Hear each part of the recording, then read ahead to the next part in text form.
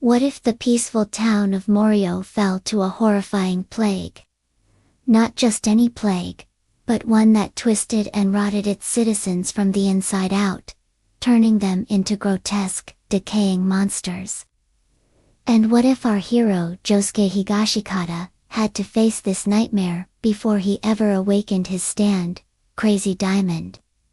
This is the story we re-exploring today, a lone high schooler against a world of rot. Let's set the scene. The sky over MORIOH is a sickly, jaundiced yellow. A strange, biological goo, glistening and green, clings to the familiar streets and storefronts.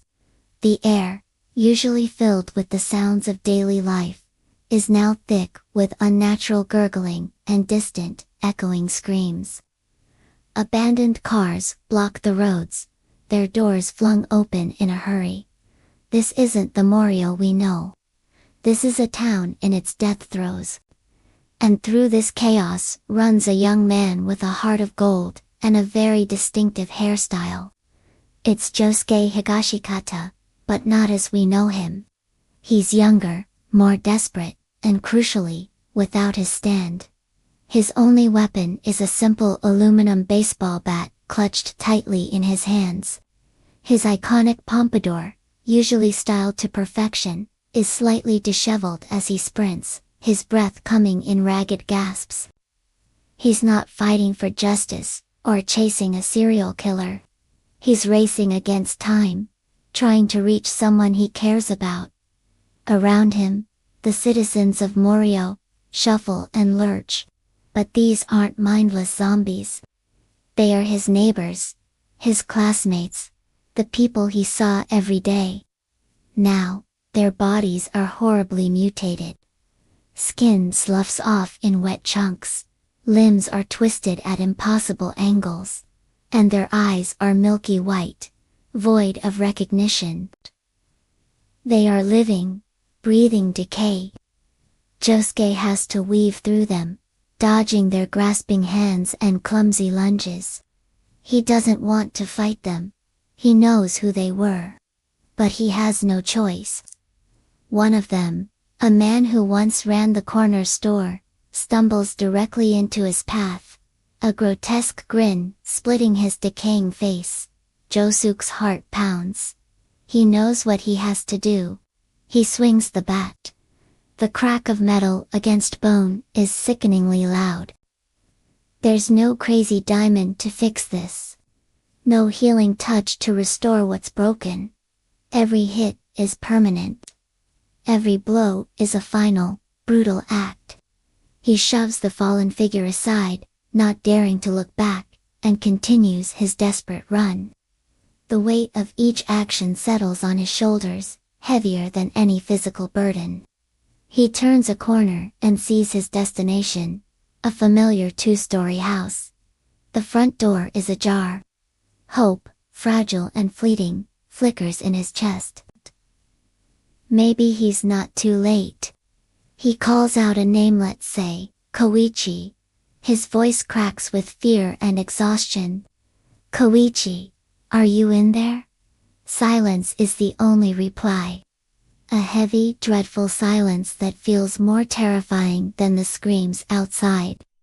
He pushes the door open and steps inside. The biological rot has seeped into the house, coating the walls and furniture in a shimmering, foul-smelling layer.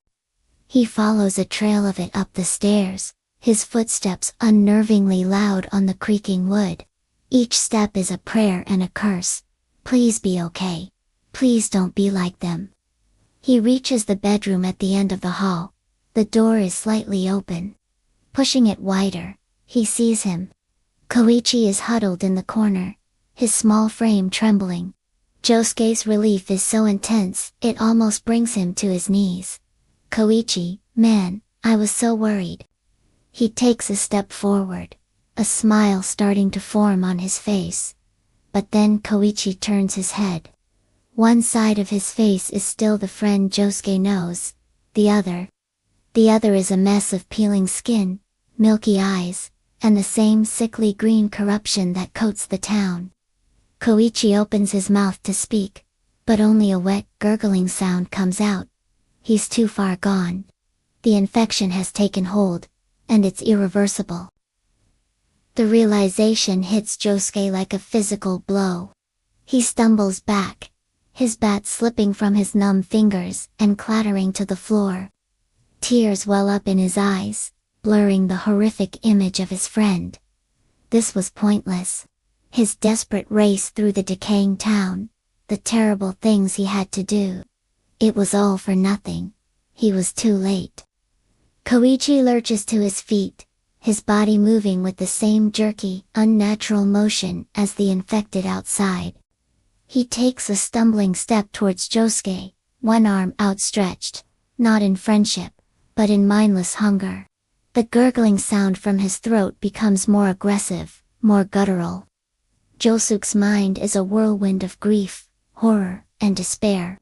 This isn't his friend anymore. This is just a shell, a puppet for the plague. He knows what needs to be done. It's the last act of kindness he can offer. With tears streaming down his face, he picks up the bat. His hands shake, but his grip is firm. He looks at what was once his best friend, and whispers, "I'm sorry, Koichi. I'm so sorry." He raises the bat high. In a pose worthy of any Joestar, full of dramatic, heartbreaking anguish, he brings it down. A final, sharp crack echoes in the small room. A mercy kill. The ultimate act of love, in a world devoid of it. Josuke stands there, chest heaving, silent tears tracing paths through the grime on his face. The body of his friend lies still, but there is no time to grieve. From the street below, the chorus of gurgling and shuffling grows louder. They heard the noise. They are converging on the house. Josuke can hear them scraping against the walls, their moans, a rising tide of damnation. He turns from his fallen friend, his face a mask of tear-streaked resolve. He wipes his eyes with the back of his sleeve, leaving a muddy smear. He grips the baseball bat, knuckles white. He walks to the window and looks down at the wave of infected closing in. There are dozens of them, a sea of decay and hunger. There's no escape, no backup, no magic power to save him. There is only him, his grief, his guilt, and his bat. But as he looks at the horde below, something shifts in his eyes. The fear is still there, but it's joined by a burning fury. A diamond-hard glint of defiance. He is a Higashikata. He is a Joestar. He will not go down cowering. He will face them. He takes a deep breath, lets out a defiant yell that tears from his throat, and shatters the window with his bat.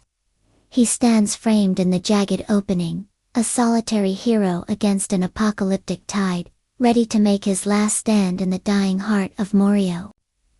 This scenario is brutal, but it really highlights the core of Josuke's character. Even without his powers, his defining trait is his desire to protect. He's not a hero because he has a stand. He has a stand because he's a hero. This what-if pushes that to the absolute limit, forcing him to make an impossible choice and face insurmountable odds. It's a tragic, but powerful, look at the golden heart beating within the stylish delinquent of MORIOH. What do you guys think? Let me know in the comments below. Thanks for watching, and don't forget to like and subscribe for more bizarre what-ifs.